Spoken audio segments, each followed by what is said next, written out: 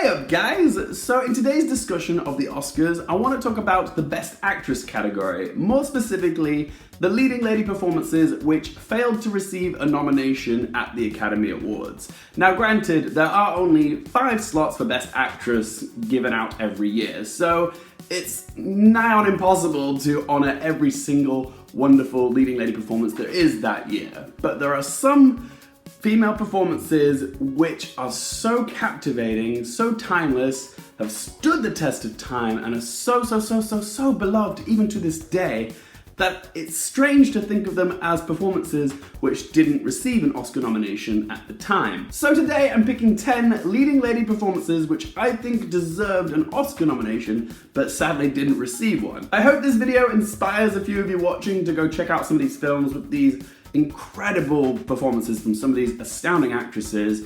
And if you guys have any other leading lady performances that you think should have made it into this list, let me know in the comments section down below. Hopefully some of you guys will then inspire me to check out your suggestions. If you like this video, please hit that like button, and if you want more movie, TV, and Oscars related content, be sure to click that subscribe button. Okay, so kicking off the list at number 10, we have Pam Grier in her most iconic role as the titular lead in Quentin Tarantino's underrated gem, Jackie Brown. Grier's performance as the scrappy flight attendant and smuggler was, and still is, captivating. She's so effortlessly cool, and it's freaking fun to watch her play both sides, the cops and her crime boss Odell, played by Samuel L. Jackson. She really is the smooth criminal. This film came out in 1997, and it's one of a handful of films which features a black, working class, middle-aged female protagonist. Here we are like 20-something years later, and not much really has changed. So in that aspect, it's really sad that Pam Grier didn't get a nomination for Jackie Brown, because there's so few roles out there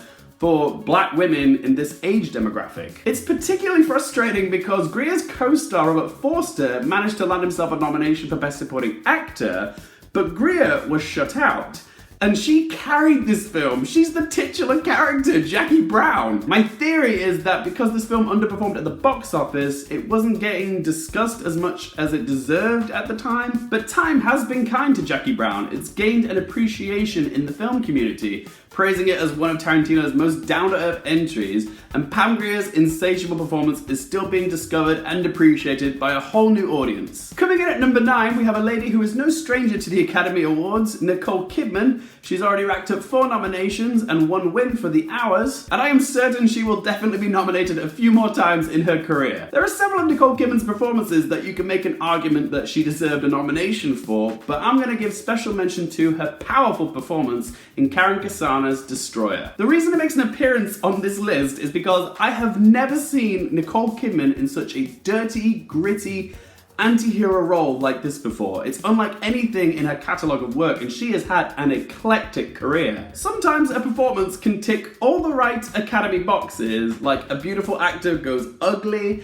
they physically transform themselves for the role, the actor campaigns for the nomination, and the movie itself is released within the time frame of awards season.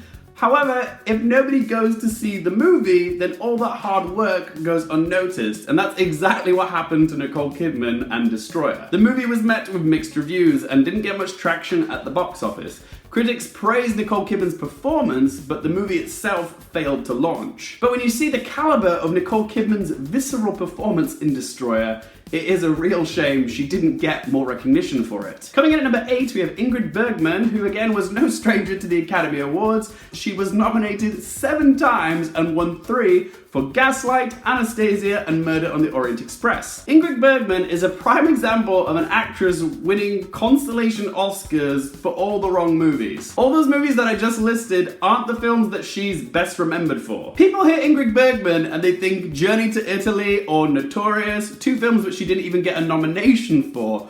But perhaps the most criminal exclusion has to be for her timeless performance as Isla Lund in the renowned classic Casablanca. The Academy loved this film. They gave it 8 nominations, it won 3. One of those was Best Picture, but there was no Best Actress nomination for Ingrid. Oh well, we'll always have Gaslight. The Academy definitely regretted not giving her a nomination for Casablanca because they gave her her first Oscar for Gaslight, which came out a year after Casablanca. And to this day, Ingrid Bergman is still bewitching audiences with her performance in Casablanca. It really is iconic. Here's looking at you, Ingrid. Alright, coming in at number 7, we have a performance from star on the rise Aisling Franciosi, whose tour de force performance in Jennifer Kent's scarring film The Nightingale pretty much flew under everyone's radar. There are some performances which are simply traumatizing. Irish actress Franciosi was firing on all cylinders as convict Claire out for vengeance. It's a performance which goes to some extremely dark places, which is why I think The Nightingale didn't get much attention, because it's a very heavy and very hard to watch film. Distressing is the word that I would use to describe The Nightingale. It's not a film that people flock to. But Franciosi's performance is world class. You believe every second of it. Her pain, her anguish, her motivations, her grief. It's exhausting simply watching it. I can't imagine how it was for her actually shooting this film. It's a performance which I haven't been able to get out of my head since I saw it. It has real staying power. Coming in at number 6, we have Tarji P Henson for her magnificent performance as mathematician Katherine G. Johnson in Theodore Melfi's Hidden Figures. I'm a big Taraji fan. I think she's done some wonderful work, and I was absolutely gutted she didn't get a nomination for her performance in Hidden Figures. In fairness, 2017 was a terrific year for leading lady performances. I was just hoping that she would make the cut. After that speech about the bathroom, I was floored. And I work like a dog day and night, living off a coffee from a pot none of you want to touch.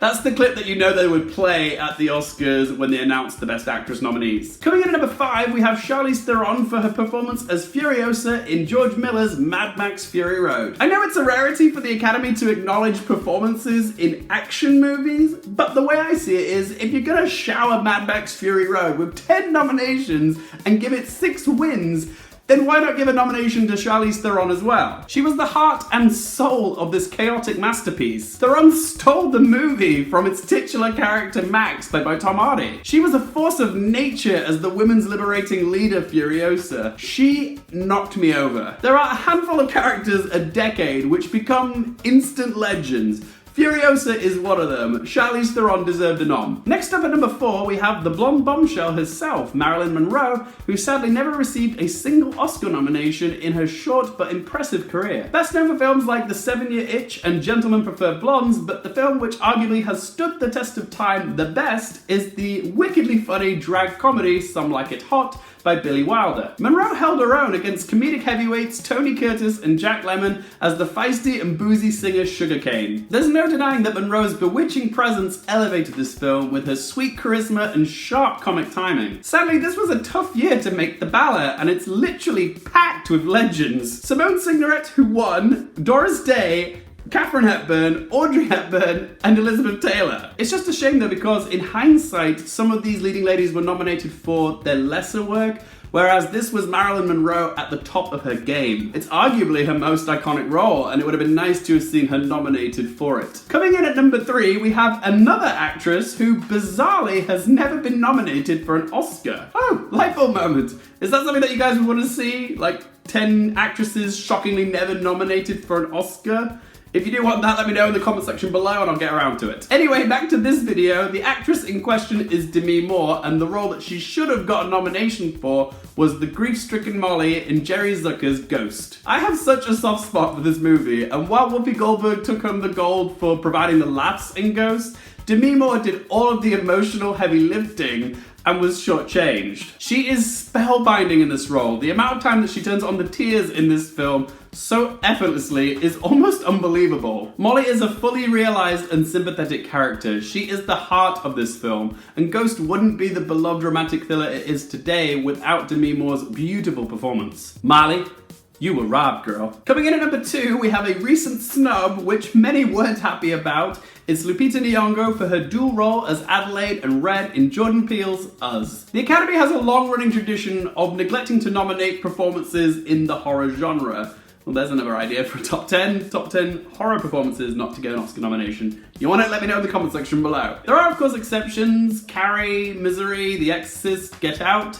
But far too often do chilling performances slip through the cracks. The one that bothers me dearly is Lupita Nyongo in Us. She didn't give us just one amazing performance, the woman gave us two. She played an introverted but warm and protective mother, as well as a guttural and terrifying doppelganger. It's a performance that has made cameos in my dreams. It's that impressionable. But sadly, the Academy didn't feel the need to nominate Us for anything. It wasn't just Lupita Nyongo, but my god, she was the best thing about this movie, and she definitely deserved it. Lupita Nyongo, we don't deserve you. And last but not least, at number one, we have a performance from another starlet of old Hollywood, Judy Garland. Judy is best known for her timeless performances in musicals like Meet Me in St. Louis and the original A Star is Born, but come on, we all know her most iconic role. When she clicked her heels 3 times, she immortalized herself in both our hearts and pop culture as the girl from Kansas, Dorothy, in Victor Fleming's The Wizard of Oz. This film was released in 1939 and is still beloved to this day, and the same goes with Judy Garland's performance. Her longing rendition of Over the Rainbow, her delicate performance as the girl who just wanted to go home, and her delivery of this iconic line, Toto, I have a feeling we're not in Kansas anymore. It's all been cemented in the cultural zeitgeist. The film itself was nominated for 6 Oscars and won 2 for Best Original Score and Best Song, but there was no nomination for Judy Garland. Maybe the Academy thought she was too young at the time, but given the longevity of this film and its characters, it's a real shame that Judy Garland wasn't nominated for her work here. If